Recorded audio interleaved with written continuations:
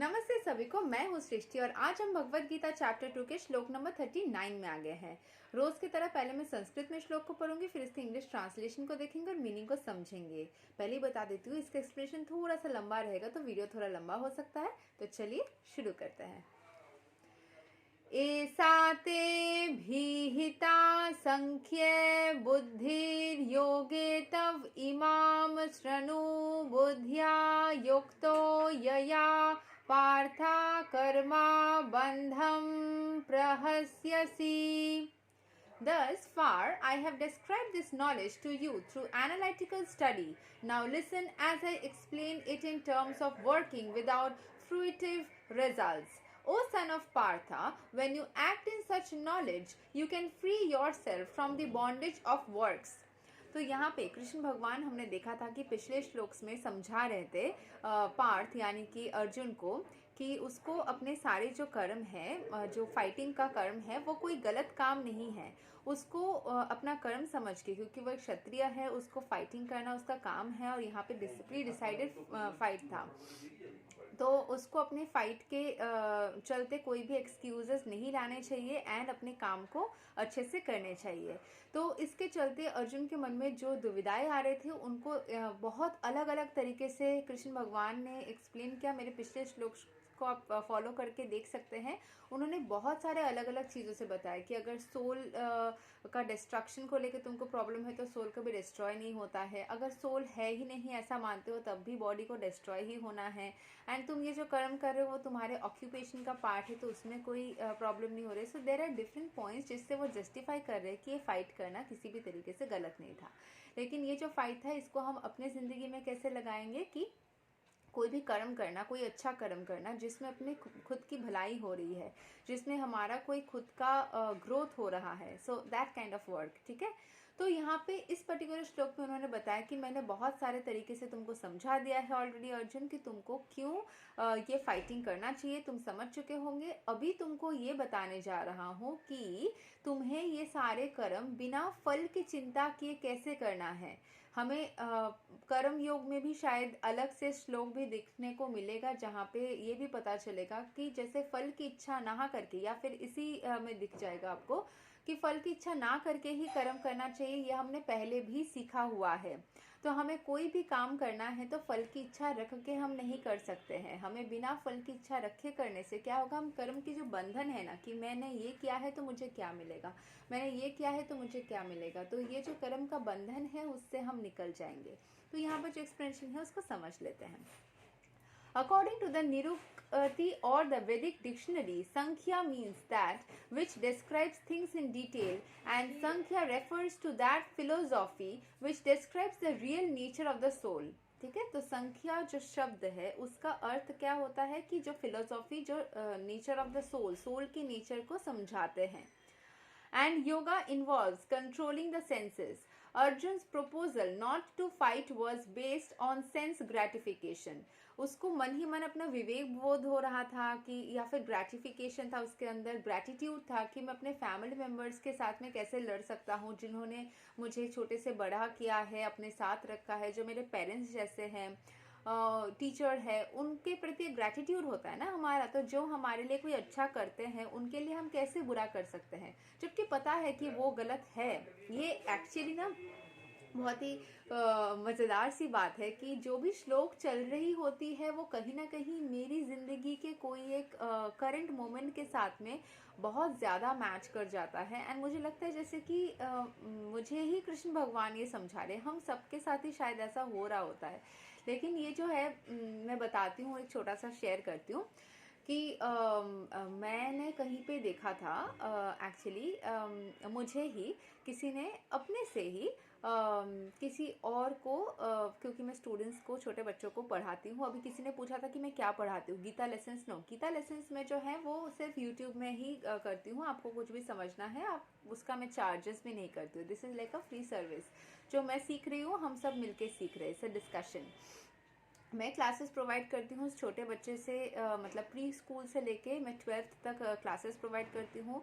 All subjects from classes like pre school से लेके 10th तक, एंड उसके बाद साइंस एंड लैंग्वेजेस का भी मैं करती हूँ 11th 12th में। तो अभी जो पर्टिकुलर इंसिडेंट मैं बताने चाहूँगी कि मुझे किसी ने से ही अपने से रेफ़र किया था किसी के लिए। तो मैंने देखा था कि क्योंकि उन्होंने मुझे रेफ़र किया था तो मेरे उनके प्रति एक ग्रैटिट्यूड आ गया था। अभी वक्त चलते जब मैंने उनके बारे में पता किया या पता चला, मुझे पता चला कि वो इंसान एक्चुअल में लाइफ में उतने अच्छे शायद नहीं है। कुछ कुछ चीज़ों में थोड़ा सा उनके अंदर गड़बड़ है या मोटिव्स उनके अच्छे नहीं है, ग्रीड है, एंड वो दूसरे लोगों के बारे में ख़राब चीज़ें बोल रहे हैं। अभी मुझे क्या करना चाहिए? क्योंकि उन्होंने मुझे अर्जुन का जैसा सिचुएशन हो गया ना, क्योंकि उन्होंने मुझे रेफ़र किया या उन्होंने मेरे साथ कुछ अच्छा किया, मेरे अंदर ग्रैटिट्यूड तो है।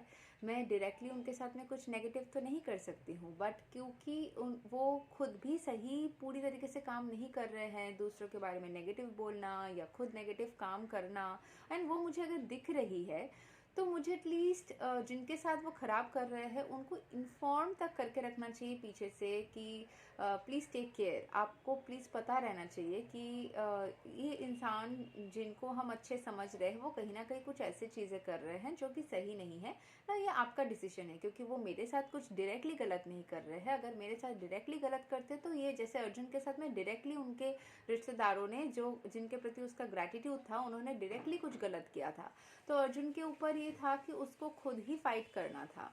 अभी जिनके साथ वो कर रहे हैं, मुझे अगर पता चल रहा है, मैं अगर चुप रह जाऊं तो वो कहीं ना कहीं मैं उनकी गलतियों को बढ़ावा दे रही हूँ, जो कि सही बात नहीं है। तो मैं इतना तो कर ही सकती हूँ ना कि मैं इन्फॉर्म कर ही सकती हूँ उनको कि आप प्लीज़ इसका टेक केयर कर लीजिए, ये थोड़ा सा ऐसा आपके अगेंस्ट चल रहे हैं, अगर मेरे किसी जान पहचान के किसी के अगेंस्ट वो चल रहे हैं तो। So this is a thing जो कि ये वाले पार्ट को मैं अपने लाइफ से रिजोनेट कर पा रही हूँ। Okay, forgetting his prime duty, he wanted to cease fighting because he thought that by not killing his relatives and kinsmen, he would be happier than by enjoying the kingdom after conquering his cousins and brothers, the sons of Dhritarashtra. तो उसको ये लगा, वो अपने prime जो duty था fight करना, उसका प्राइम ड्यूटी था क्योंकि वो क्षत्रिय था, उसका खुद का कर्म, हमारा खुद का प्रोफेशन, हमारा खुद का जो सोल का नेचर है, किसी का मदद करना, किसी को सही राह दिखाना, खुद सही राह चलना, ये सब हमारे सोल की प्रॉपर्टीज़ है। तो खुद के नेचर को वो क्यों भूल गया था, क्योंकि और फाइटिंग करना नहीं चाह रहा था। क्यों? क्योंकि उसको लग रहा था कि अगर वो उन लोगों को नहीं मारेगा तो वो उसको कोई पाप नहीं लगेगा, वो खुशी से ज़िंदगी जिएगा। He would be happier than by enjoying the kingdom after concurring.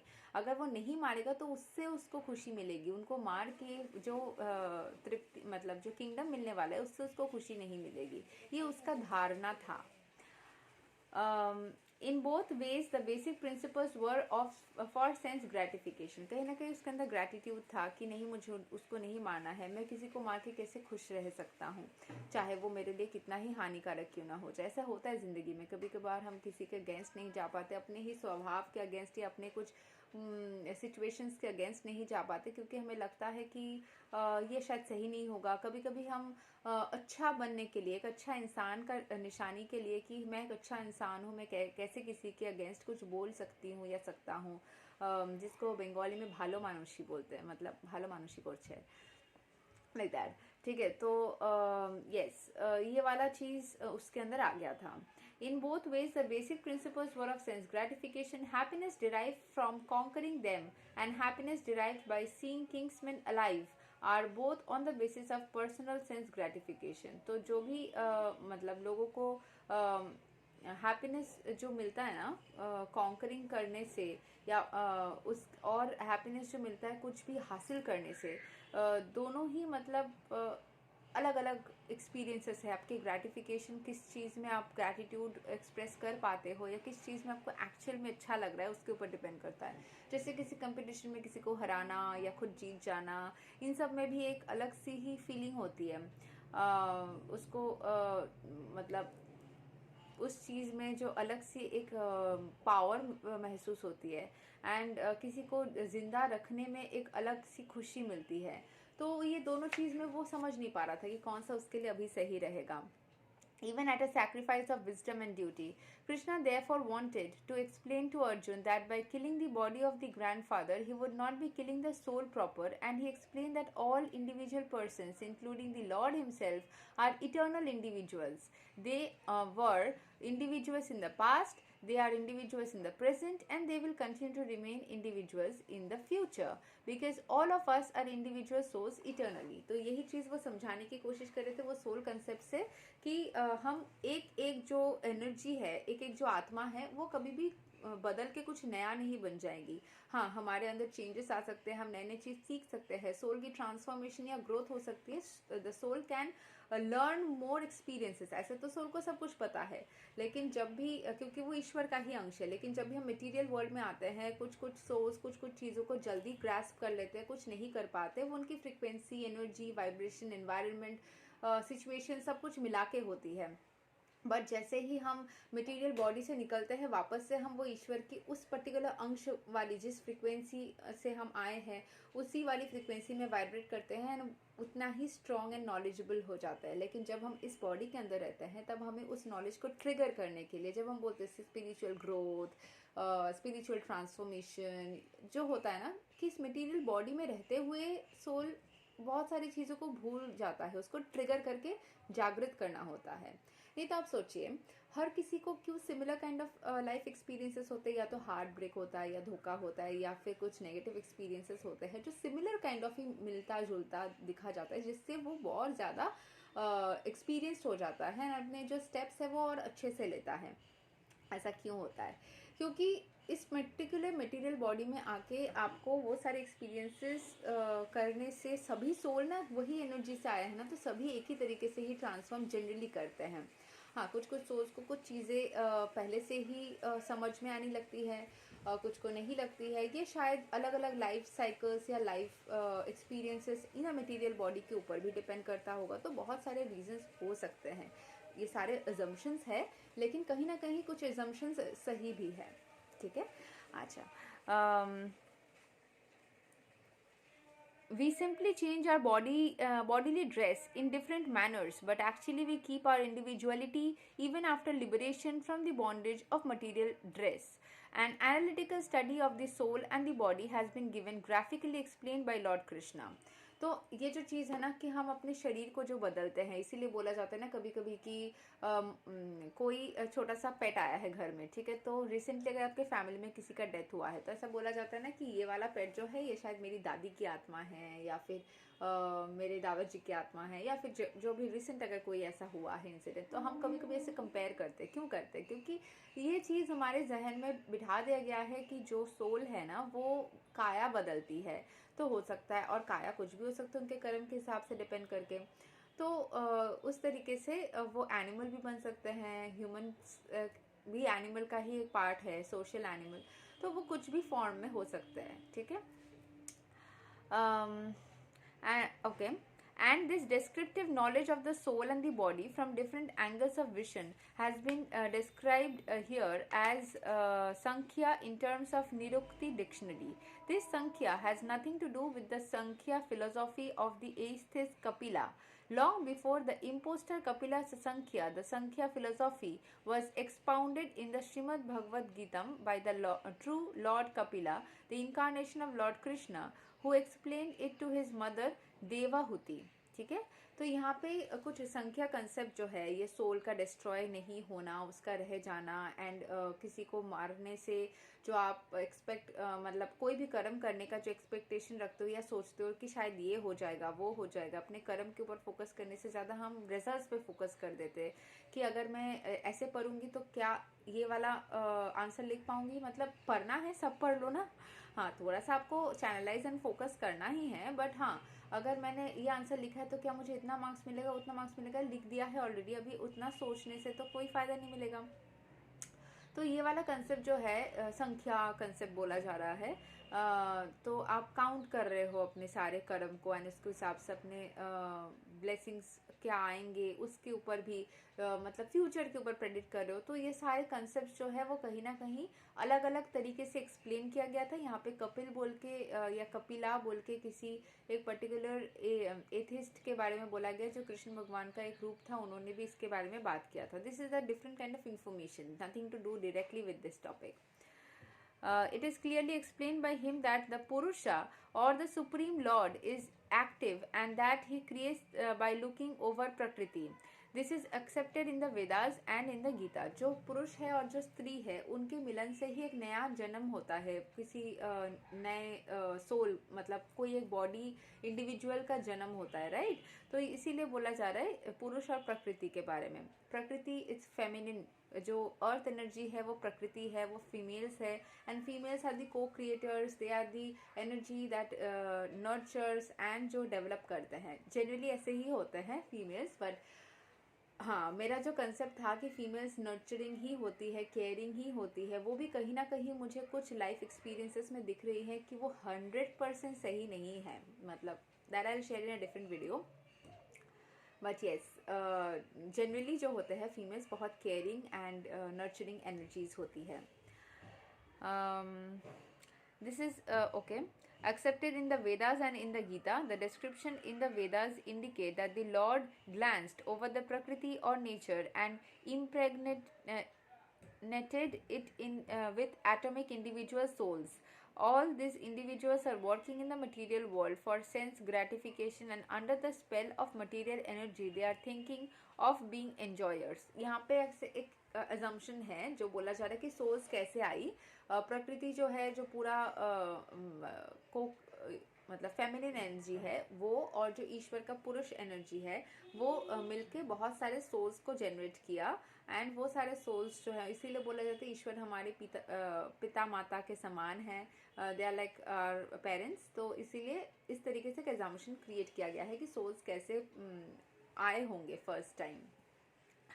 All these individuals are working in the material world for sense gratification and under the spell of material energy they are thinking of being enjoyers.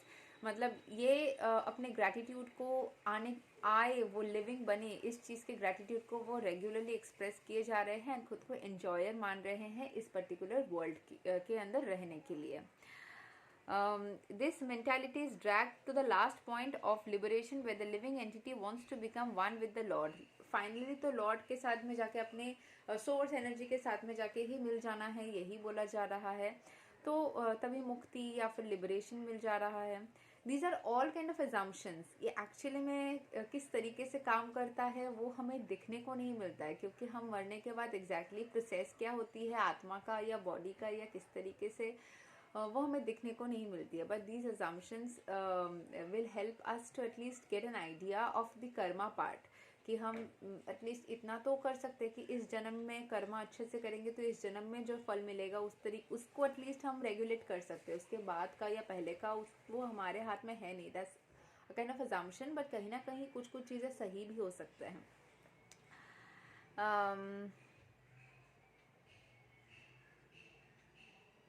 This is the last snare of Maya or sense gratificatory illusion, and is only after many births such sense gratification activities that a great soul surrenders into Vasudeva, Lord Krishna, thereby fulfilling the search after the ultimate truth.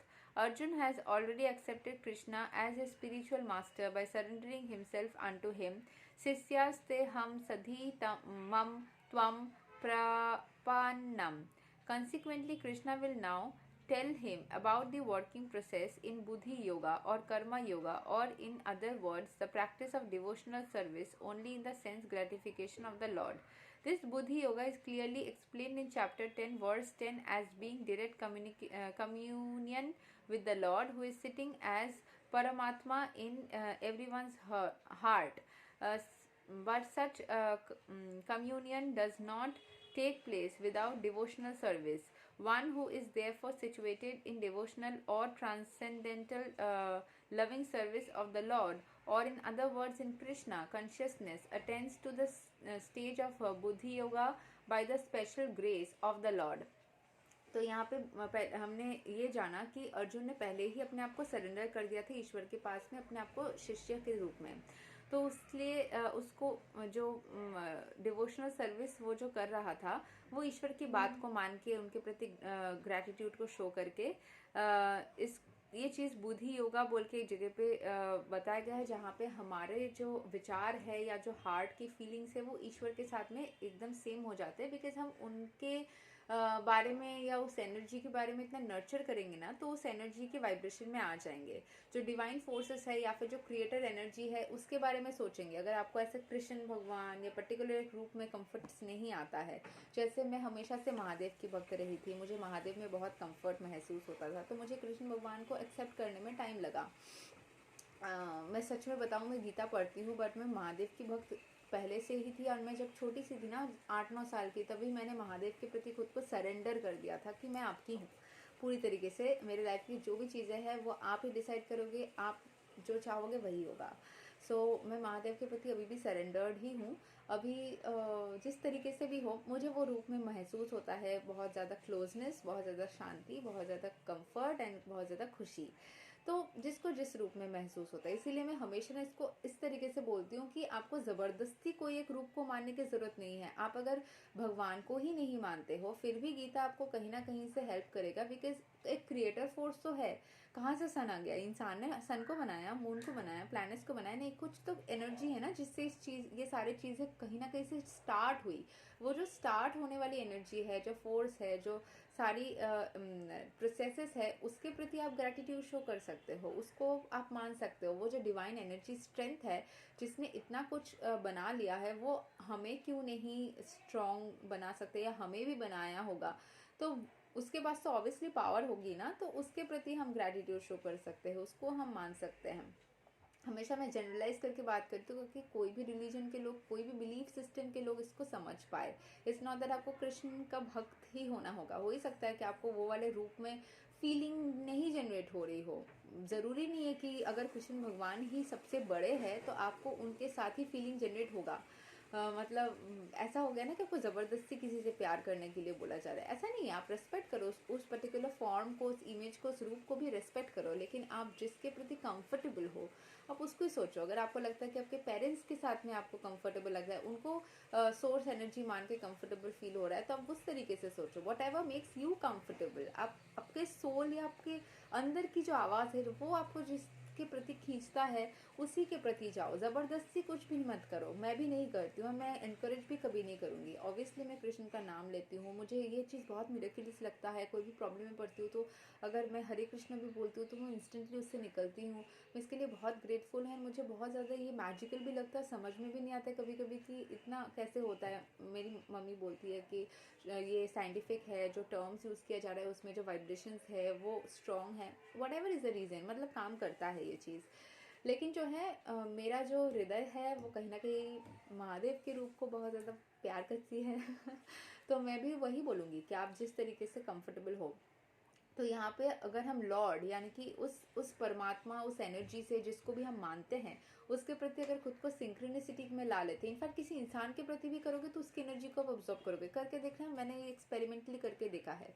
उस इंसान की energy को absorb करोगे, उसके जैसा बन जाओगे, उसके जैसा बात करोगे। जिसको हम पसंद करते हैं उसके जैसा बन जाते हैं। तो अगर ईश्वर के स्ट्रेंथ को हम ज़्यादा फोकस में लाएंगे तो खुद भी वो सारे स्ट्रेंथ्स को अब्जॉर्ब कर पाएंगे खुद के अंदर, खुद भी स्ट्रॉन्ग बन जाएंगे, खुद भी उतना आइडियलिस्टिक या फिर उतने सारे क्वालिटीज से भरे हुए बन जाएंगे। And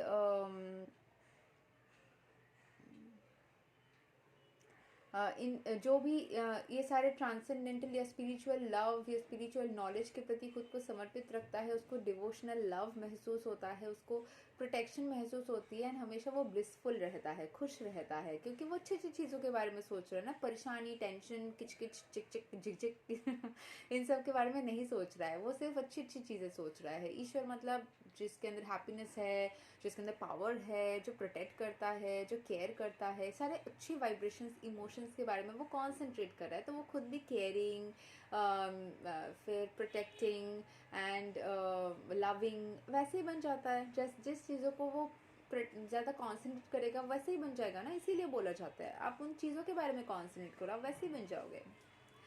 Thus, the Buddhi Yoga mentioned in this verse is the devotional service of the Lord, and the word Sankhya mentioned herein has nothing to do with the aesthetic Sankhya Yoga enunciated by the impostor Kapila.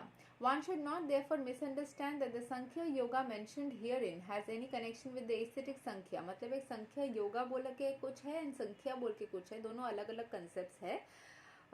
Terms पे मत जाइए, जो भी explanation मैं overall बाकी दे रही हूँ ना उस पे जाइए. Nor did that philosophy had an influence during that time, nor would Lord Krishna care to mention such godless philosophical speculations. Real Sankhya philosophy is described by Lord Kapila in the Srimad Bhagavatam, but even that Sankhya has nothing to do with the current topics. Here Sankhya means analytical description of the body and the soul. Here Krishna has made an analytical description of the soul just to bring Arjuna to the point of Buddhi Yoga or Bhakti Yoga. Therefore, Lord Krishna's Sankhya and Lord Kapila's Sankhya as described in the Bhagavatam are one of the same. तो यहाँ पे संख्या बोल के जो term है ना उसके ऊपर बहुत चर्चा है. मतलब this is for those who want to know about what is Sankhya, या उनका कोई डाउट है कि संख्या कपिला वाला एंड कृष्णा वाला सेम है कि नहीं, तो उस चीज़ के लिए है. मतलब यहाँ पे सोल एंड बॉडी के कनेक्शन के बारे में ही बोला जा रहा है, जो कि इतना देर से मैं बता रही थी. Lord Krishna said therefore that only the less intelligent class of men make a distinction between Sankhya Yoga and Bhakti Yoga. Sankhya Yoga prithag bala pravadanti na pandita. Of course, aesthetic Sankhya Yoga has nothing to do with Bhakti Yoga, yet the unintelligent claim that the aesthetic Sankhya Yoga is referred to in the Bhagavad Gita. One should therefore understand that Buddhi Yoga means to work in Krishna consciousness in full bliss and knowledge of devotional service. One who works for the satisfaction of the Lord only, however difficult such work may be, is working under the principles of Buddhi Yoga and finds himself in the transcendental bliss. जो spiritual काम के लिए करते हैं, किसी को help करने के लिए निस्वार्थ होके, जो अपने स्वार्थ के लिए नहीं, बस किसी को मदद करने के लिए, किसी की अच्छाई के लिए अपने काम भी करते हैं, तो कहीं ना कहीं वो ईश्वर को खुश करने के लिए या फिर डिवोशनल कोई एक रीज़न, मतलब आपको लग सकता है कि मैं ईश्वर को क्यों खुश करने जाऊँ, मेरा काम है मैं खुद को खुश करूँगी, हो सकता है उस तरीके से. मैं उस चीज़ को भी एक्सप्लेन करती हूँ कि अगर आपको लगता है कि किसी को मदद करना, तो समझ में आ रहा है कि हम सेल्फलेसली किसी का हेल्प कर सकते हैं, सेल्फलेसली कोई एक काम को कर सकते हैं. अभी कोई चीज़ किसी को मदद करना नहीं है, आपका डे टू डे एक्टिविटीज़ है, जैसे कि आपका खुद का पढ़ाई करना, तो वो पढ़ाई अगर आप करोगे तो आप खुद नॉलेजेबल बनोगे, तो आप कोई अच्छा काम मतलब एनी काइंड ऑफ जॉब या बिजनेस या जो भी आप करते हो, उससे a major part of the population will get served, जो कि फिर से एक सेल्फलेस एक्टिविटी है.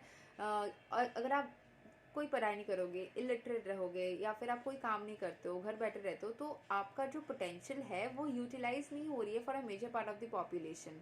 तो वो सेल्फलेसली आप उस चीज़ को उस तरीके से भी सोच सकते हो. हाँ, काम करो तो पैसा आपको मिल रहा है, उसका एक गुरु दक्षिणा या जो दक्षिणा या कर्म का फल, उस तरीके से आपको पैसा मिल रहा है, बिजनेस में हो या जॉब में हो मिल रहा है, that is your part of work. लेकिन आप जो कर रहे हो उससे सेल्फलेसली बहुत सारे लोगों को मदद भी तो हो रही है ना. तो उस चीज़ को उस तरीके से सोच सकते हैं. इसीलिए खुद के ऊपर फोकस करना भी ज़रूरी है, क्योंकि आप जितना ज़्यादा एनर्जाइज्ड होंगे, सेल्फ लव से भरे हुए होंगे या खुद को अच्छा रखेंगे, तो आपकी जो पोटेंशियल है वो निखर के आएगी, एंड आप दूसरों को भी उतना ही ज़्यादा पोटेंशियल बना सकते हो, दूसरों को भी उतना ज़्यादा सर्व कर सकते हो अच्छे से, है ना. अच्छी वाली बात.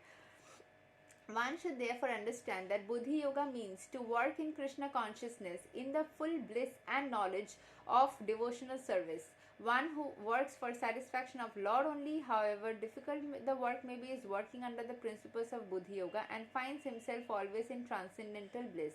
By such transcendental engagement, one achieves all transcendental understanding automatically by the grace of Lord, and thus his liberation is complete in itself, without his making extraneous endeavors to acquire knowledge. There is much difference between work in Krishna consciousness and work for fruitive results, especially in the matter of sense gratification, for achieving results in terms of family or material happiness. Buddhi Yoga is therefore the transcendental quality of the work that we perform. तो यहाँ पे ये यहीं तक ख़त्म होता है। मैं बस थोड़ा एक्सप्लेन कर देती हूँ कि जो भी हम काम करते हैं वो अगर हम ईश्वर के लिए या फिर लोगों के लिए या फिर सेल्फलेसली करते हैं, तो हमें इसका जो सेल्फलेस पार्ट है, जैसे मैंने एक्सप्लेन किया कि अगर आप खुद के लिए भी सेल्फ लव करते हो तो आप एनर्जाइज्ड होके और भी लोगों को सेल्फलेसली सर्व कर सकते हो। अपना पोटेंशियल से आप पूरे समाज के लिए कुछ कर सकते हो, जो कि आप घर में बैठे रह के नहीं हो पाएगा ना। तो आप हर किसी के अंदर कुछ ना कुछ पोटेंशियल दिया है भगवान ने, उसको यूज़ करना भी ईश्वर को खुश करना होता है। कि ईश्वर सोचेंगे वाह, मैंने उसको किसी के अंदर पेंटिंग का स्किल्स है तो वो पेंटिंग बना बना के अगर बहुत सारे पेंटिंग का कलेक्शन बना ले, लोगों को दिखाए, उससे लोगों को खुशी मिले या प्रेजेंस में दे, तो ईश्वर को लगेगा इसको पेंटिंग का स्किल्स जो इस सोल के अंदर है ये काम आया। चलो किसी को शायद ऐसे बुक्स पढ़ने, मतलब बुक्स पढ़ के ऐसे एक्सप्लेन करने का कोई क्वालिटी है, तो लोगों को समझ में समझाने का काम कर रहे हैं, तो ईश्वर को लेकर चलो इसने 10,000 लोगों को समझाने का काम कर लिया, तो गुड। तो ऐसे ही हमारे अंदर जो स्किल्स है उसको भी अगर हम यूटिलाइज करते हैं, अपने आप को और स्ट्रेंथन करते हैं, उससे भी बहुत सारे लोगों को फ़ायदा होता है। उस तरीके से सोचेंगे तो स्पिरिचुअल पॉइंट ऑफ व्यू समझ में आ जाएगा। एंड ईश्वर के प्रति आपके जो भक्ति है, आपका जो दान है, दे तो कुछ भी नहीं सकते वैसे हम ईश्वर को, बस अपना ही कुछ कर्म को और हम समर्पित कर सकते हैं उनके चरणों में। तो वो आप जो कर रहे हो उसका आपको बहुत सुकून महसूस होगा। यही तक था श्लोक नंबर 38। आई नो बहुत लंबा था, आधा घंटा चला गया। आई मीन 39, श्लोक नंबर 39 था ये। अगले वीडियो में हम कवर करेंगे श्लोक नंबर 40। तब तक के लिए हरे कृष्णा।